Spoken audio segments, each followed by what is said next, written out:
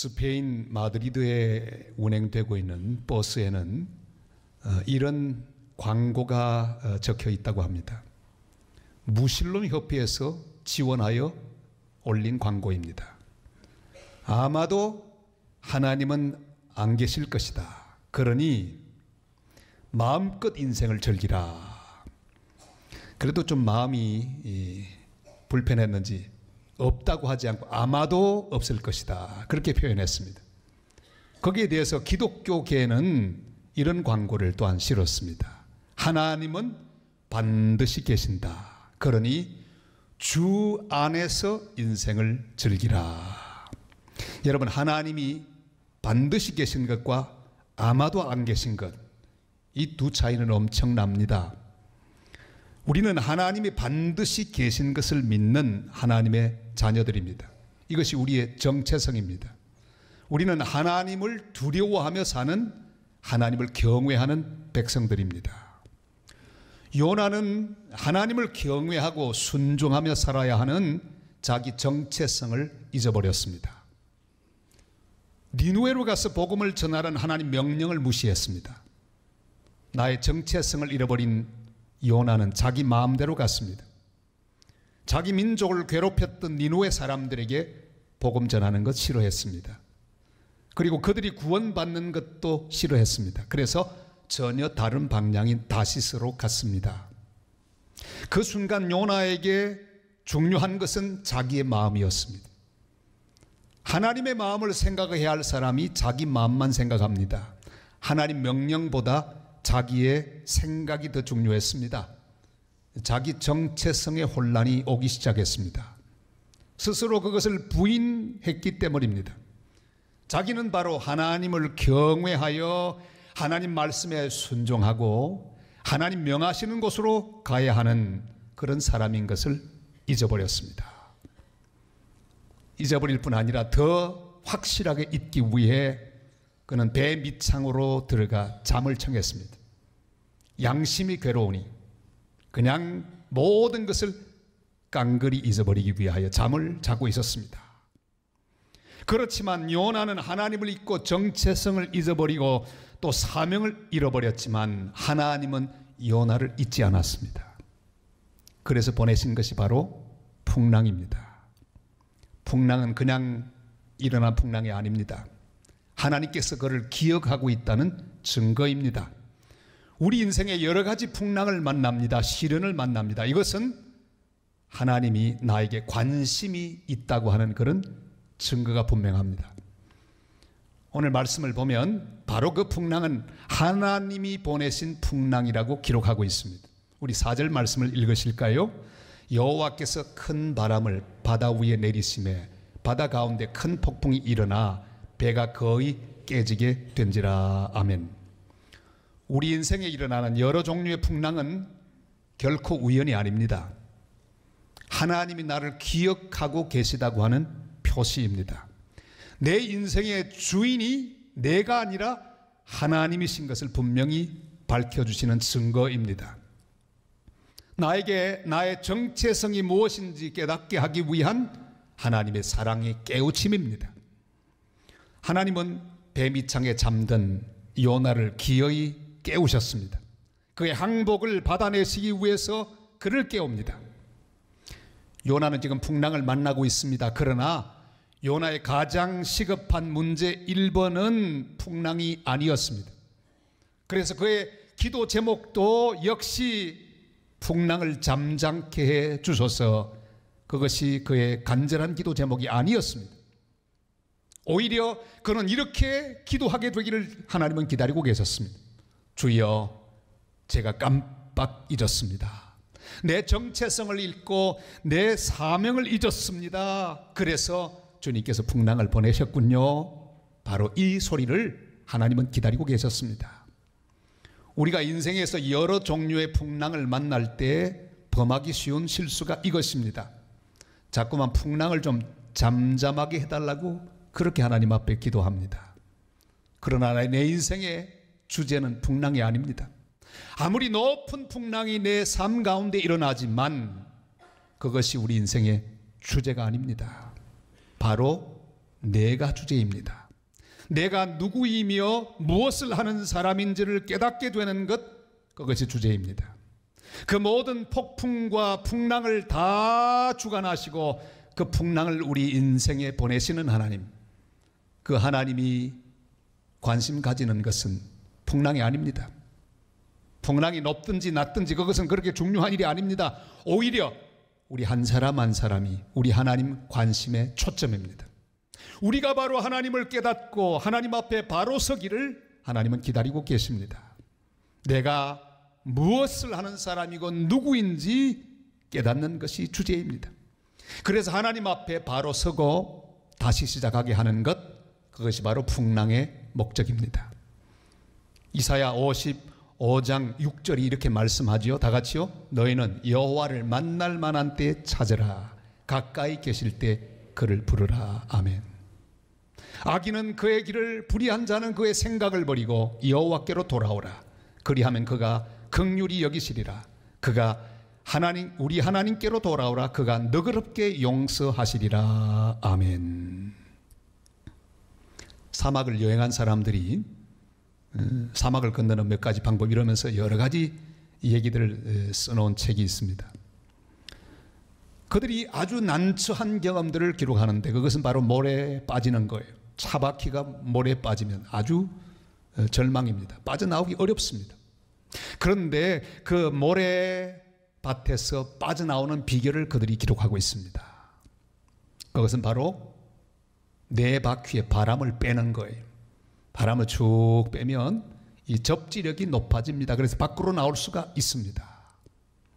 여러분, 풍랑의 소용돌이 가운데 우리가 할 수 있는 일이 무엇입니까? 하나님 앞에서 내 힘을 빼는 것입니다. 내 수단을 내려놓고 내 방법을 내려놓고 내 힘을 내려놓고 겸손히 주님만을 바라보아야 합니다. 십자가가 무엇입니까? 우리 하나님께서 우리를 위하여 힘을 빼신 현장이 십자가 아닙니까? 하나님 아들의 권세를 내려놓았습니다.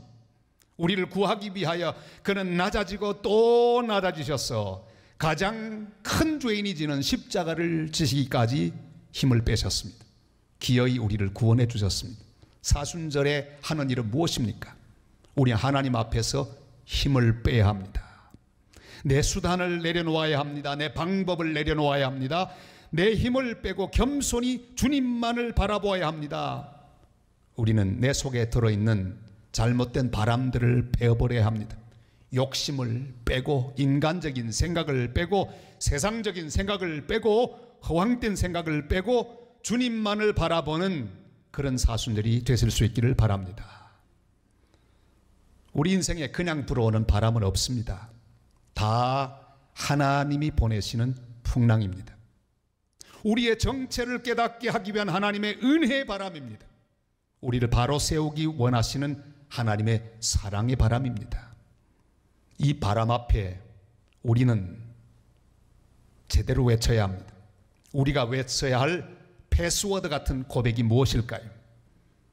여러분, 인터넷 시대에 패스워드를 외우는 게 참 중요합니다. 그런데 자꾸 잊어버리지요? 저도 몇 개나 잊어버린지 몰라요. 한참 있다 보면 그만 패스워드가 생각이 나지 않습니다. 난처할 순간이 여러 번 다가왔어요. 그래서 요즘은 꼭 어디다가 기록해 놓습니다. 멀쩡하게 떠오를 것처럼 보이지만 이상하게 떠오르지 않는 게 패스워드입니다. 여러분, 우리 믿음의 사람들에게 꼭 필요한 패스워드가 있습니다. 바로 그 고백을 하나님 앞에 할 준비를 해야 합니다. 요나는 그 패스워드를 잊어버렸습니다. 그러나 풍랑 가운데 깨닫고 그는 드디어 외치기 시작합니다. 나는 여호와를 경외하는 자라. 그렇게 고백했습니다.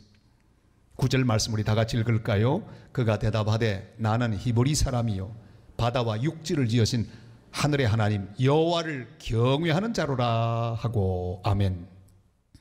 나는 여호와를 경외해야 하는 백성인데, 순종해야 할 백성인데 하나님 얼굴 피했기 때문에 이 풍랑이 일어났습니다. 이 풍랑은 나 때문에 생긴 것입니다. 요나는 깨닫습니다. 아하, 하나님을 경외하는 자가 제대로 경외하지 못해서 다른 사람이 나 때문에 고통을 당하는구나. 나 때문이다. 여러분, 나를 저 바다에 던져주세요. 여러분, 그가 외쳤던 말, 하나님이 듣기를 원하셨던 말, 나는 여호와를 경외하는 자라, 이걸 잊어버리고 다른 생각에 치우쳐 잘못된 방향으로 갔던 그에게 다가왔던 풍랑, 그 풍랑 앞에서 그는 드디어 답을 발견합니다. 나 때문이다. 사랑하는 여러분, 나 때문입니다. 우리 그리스도인들 때문입니다. 나라의 문제도 우리 그리스도인들 때문입니다. 우리의 기도가 부족하고, 우리가 바로 서지 못하고, 우리가 사랑하지 못하고, 우리가 바로 하지 못하기에 공동체에 이런 일이 일어난다고 생각하며 주님 앞에 무릎 꿇고 회개하며 기도하는 하나님 백성들이 되시기를 바랍니다.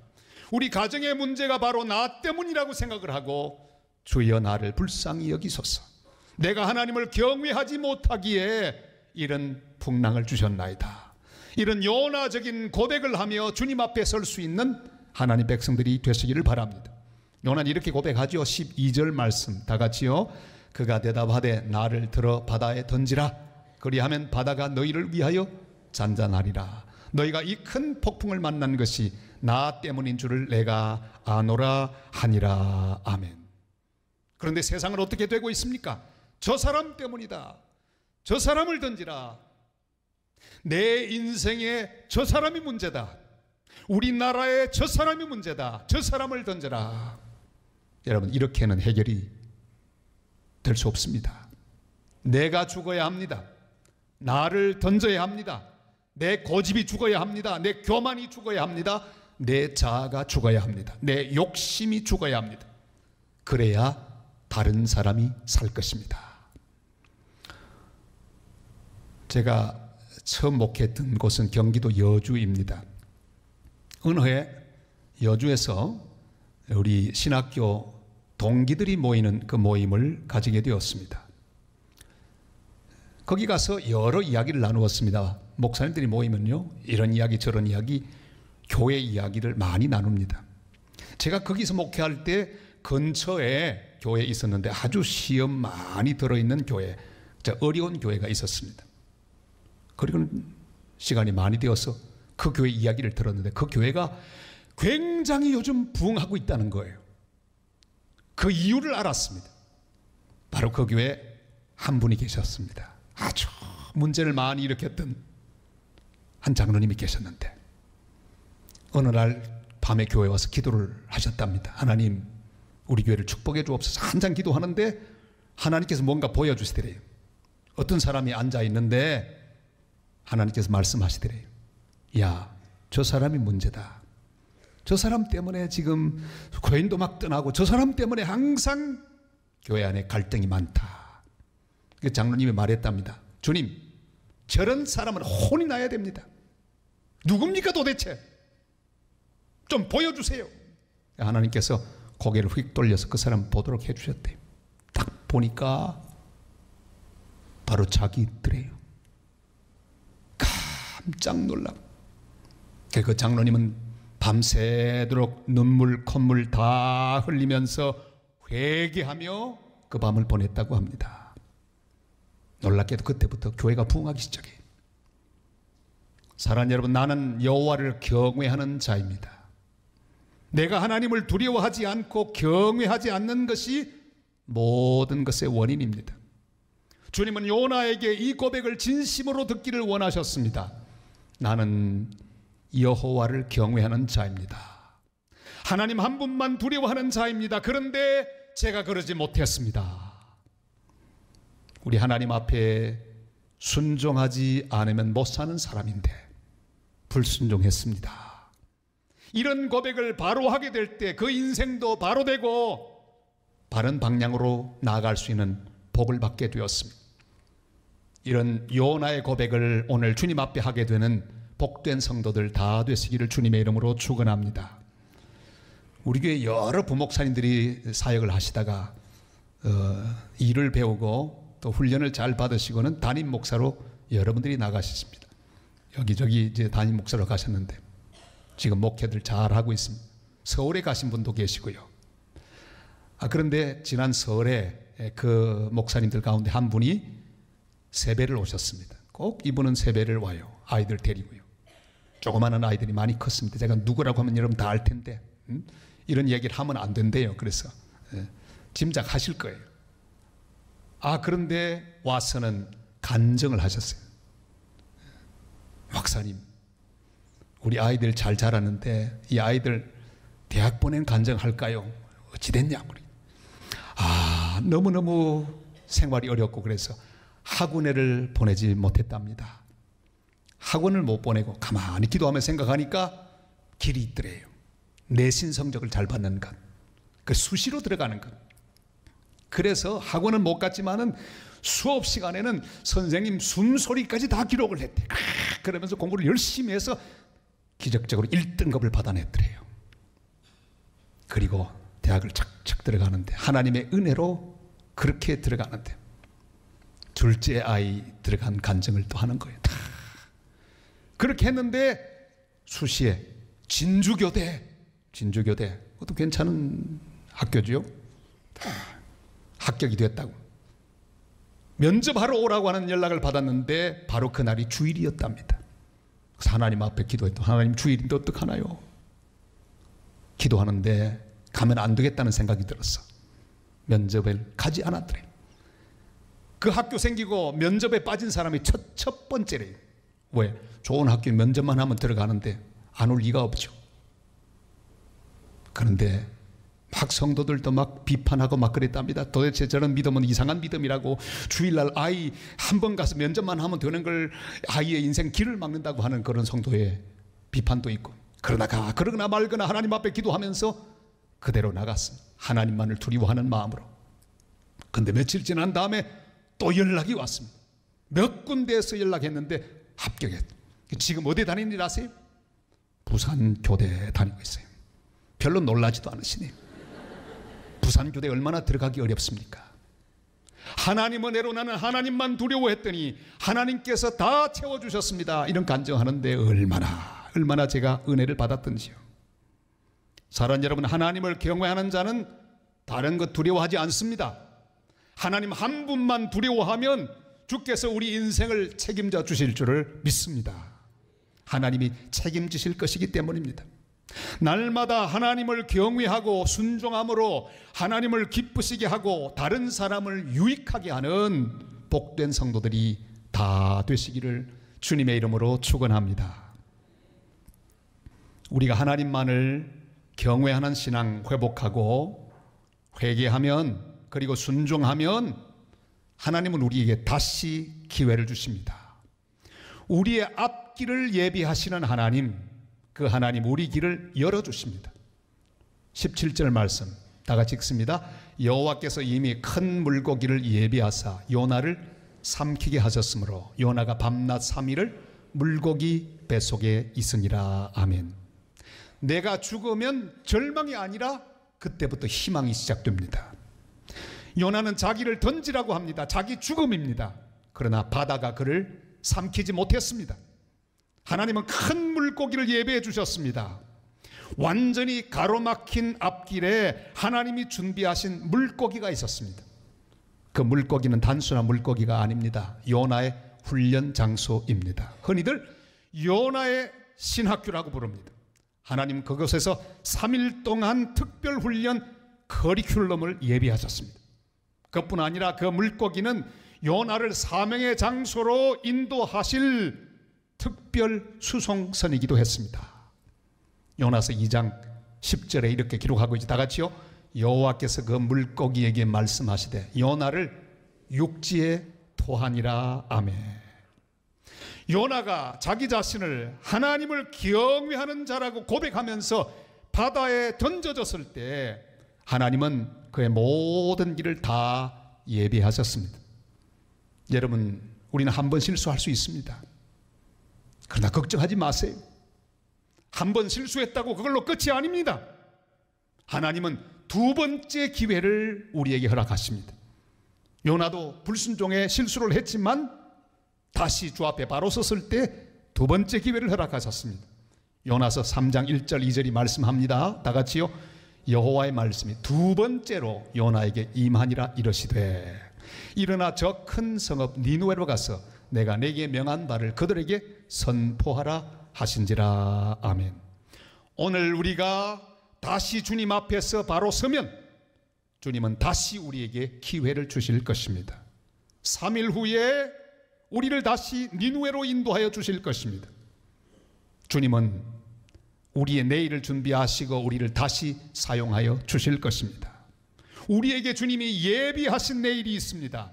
주님이 준비하신 놀라운 새로운 사명이 있습니다. 오늘 내가 하나님 앞에 순종하고 회개하면 내일이 있고, 계속해서 불순종하고 회개하지 않으면 내일은 없습니다. 요나가 주 앞에 바로 섰을 때 새로운 기회가 주어졌습니다. 주님은 다시 우리를 보내실 것입니다.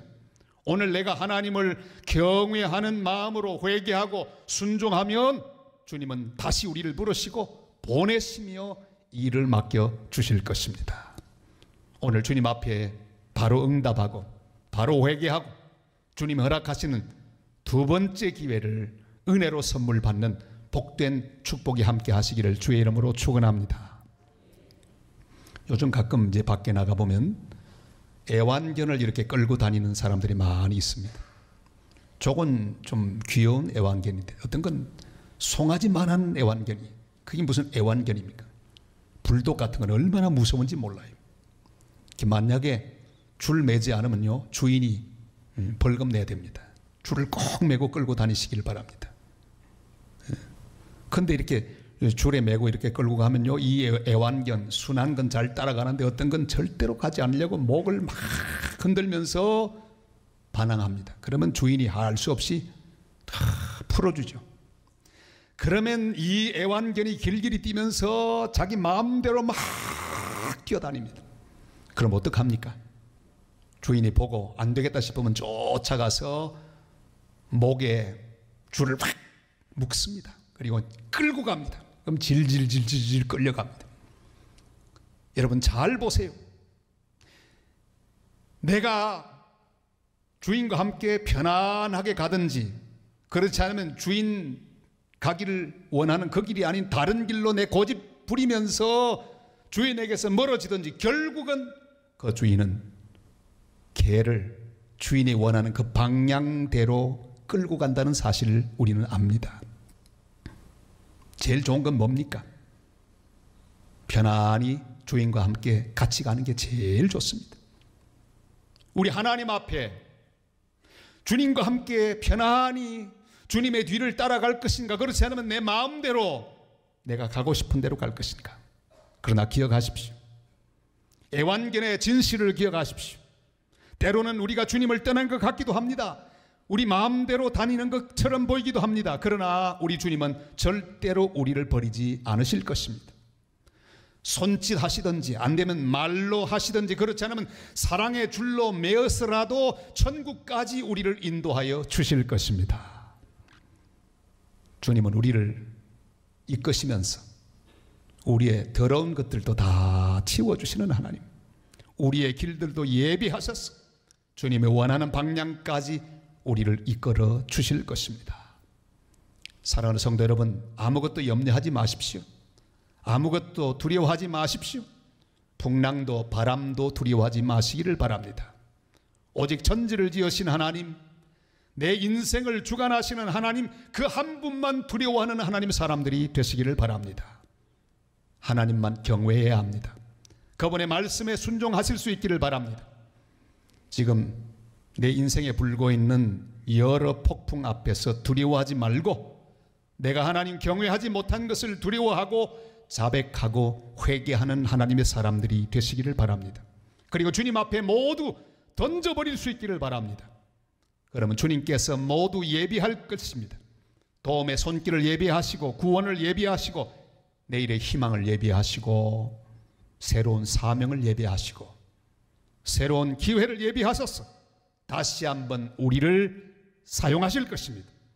여호와를 경외하는 자로서 주님의 보냄에 순종하여 요나처럼 땅끝까지 복음 전하고 주님의 사랑을 전하는 복된 교회, 복된 성도들 다 되시기를 주님의 이름으로 축원합니다.